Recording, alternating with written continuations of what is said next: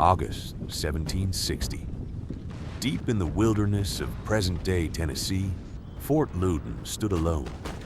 Built by the British several years earlier, it was supposed to secure an alliance with the Cherokee Nation during the French and Indian War.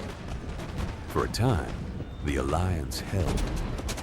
Cherokee warriors fought beside British soldiers against the French and their allies. Then, everything fell apart. British officers accused Cherokee warriors of theft. Cherokee leaders accused the British of murder. Retaliation followed retaliation. Soon, the frontier was burning. By the summer of 1760, Fort Loudoun was completely isolated. Hundreds of Cherokee warriors surrounded the fort. Every road was cut. Every messenger risked death. Inside were barely 200 soldiers, along with women, children, and civilian workers. No relief army was coming. The garrison had been abandoned to its fate. The Cherokee did not launch massive assaults. They did not need to. Instead, they waited. Any man who stepped outside the walls risked a bullet or a tomahawk. Supply wagons never arrived. Hunting parties vanished into the forest. Week after week, food supplies shrank. The soldiers slaughtered their livestock. Then they consumed their remaining stores. Soon, many were surviving on little more than scraps of corn. Disease spread through the crowded fort. Men grew weak. Some could barely stand guard. Colonel Paul Desmarais knew the truth. Even if the walls held, starvation would finish what the Cherokee had started. By August, resistance had become impossible. The British commander opened negotiations.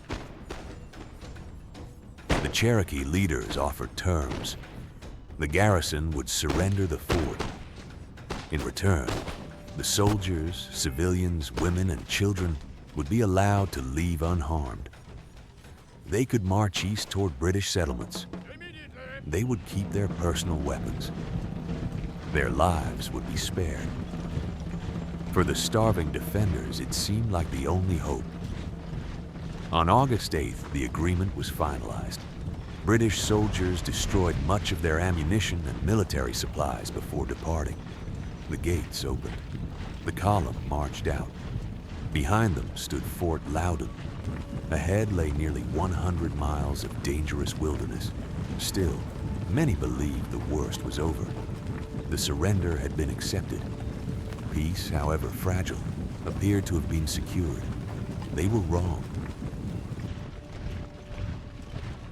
The column had traveled only a short distance from the fort. Dense forests surrounded the narrow trail. The British marched cautiously. Families moved among the soldiers. The wounded struggled to keep pace. Then gunfire erupted from the trees. Cherokee warriors appeared on both sides of the trail. The column immediately collapsed into confusion. Some soldiers attempted to form ranks. Others ran for cover. Women and children screamed as bullets tore through the line. Several officers were among the first killed. Colonel Desmarais himself was captured. Many soldiers threw down their weapons and surrendered. Others tried to fight their way through the ambush.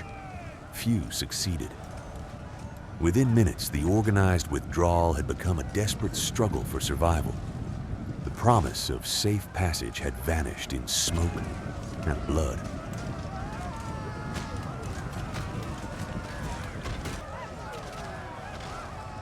When the firing ended, the survivors were gathered by the Cherokee.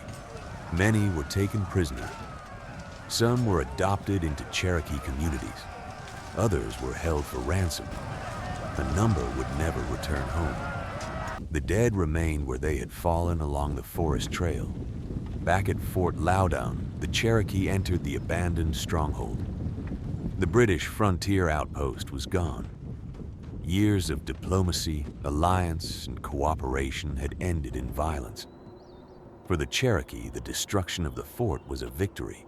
For the British colonies, it was a humiliation. Neither side would forget what had happened. News of the disaster spread across the frontier. British officials demanded revenge. Military expeditions would soon march into Cherokee territory. Entire towns would be burned. The war would continue with even greater bitterness. Fort Loudoun became another lesson of the American frontier. In Europe, generals negotiated surrenders and signed treaties. In the wilderness of North America, survival often depended on something far more fragile than a written agreement: trust. And once trust was gone, the bloodshed rarely stopped. Thank you for watching. If you want more forgotten battles, subscribe. It helps more than you know.